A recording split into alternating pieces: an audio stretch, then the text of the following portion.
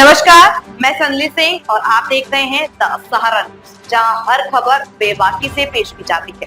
राजनीति, देश दुनिया, मनोरंजन और खेल की बड़ी खबरों के लिए हमारे साथ बने रहें। स्कूल नहीं मॉल बन गए हैं, प्राइवेट स्कूलों की खोली पोल। Doctor R K. वर्मा ने आरोप लगाया है कि अब निजी स्कूलों की मनमानी पर बड़ा हमला बोला है।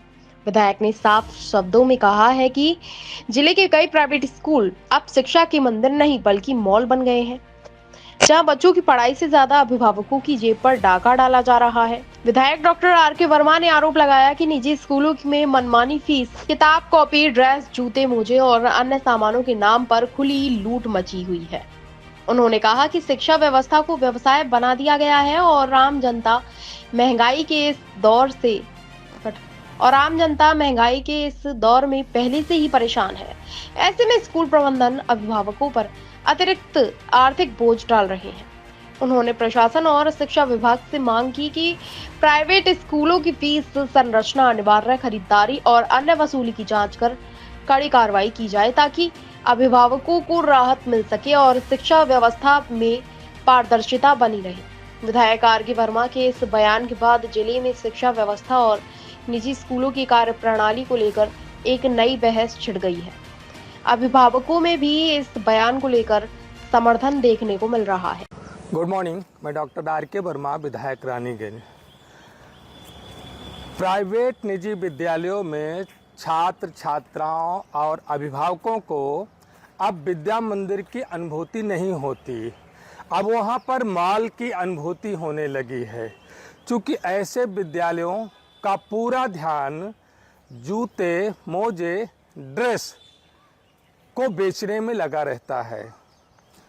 और हालात तो ये हो गए कि अब विद्यालयों के द्वारा बाकायदा टेंडर किया जाता है एक विशेष दुकान के लिए, जबकि सरकार ने 2018 में कानून बनाया कि कोई भी विद्यालय किसी भी छात्र छात्रा को किसी विशेष दुकान से ऐसी सामग्री खरीदने के लिए बाध्य नहीं कर सकता। अगर करता है तो उस पर दंडात्मक कार्रवाई की जाएगी। हालांकि ये कार्रवाई होती नहीं है, अभिभावकों को इसकी जानकारी भी नहीं है।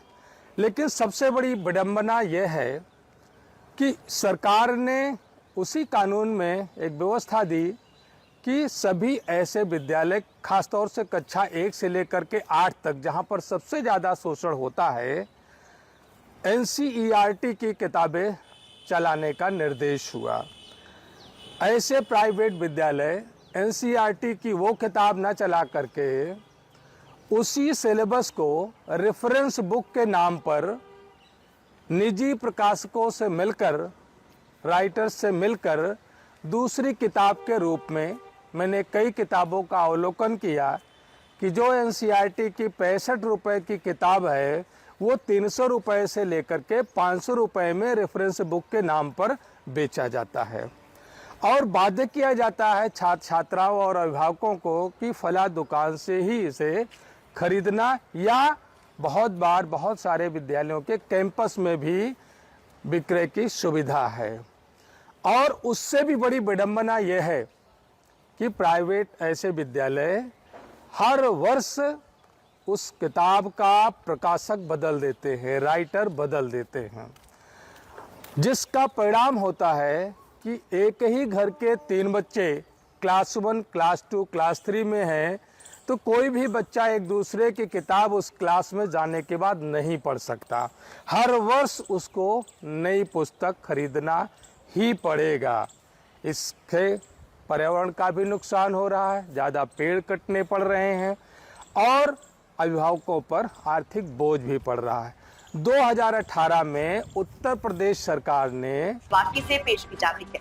राजनीति, देश दुनिया, मनोरंजन और खेल की बड़ी खबरों के लिए हमारे साथ बने रहें। अगर आपको हमारा वीडियो पसंद आए तो चैनल को लाइक करें और सब्सक्राइब जरूर करें। साथ ही बेल आइकन दबाना ना भूलें ताकि हर अपडेट सबसे पहले आपको मिल सके। धन्यवाद, मिलते हैं अगले वीडियो में।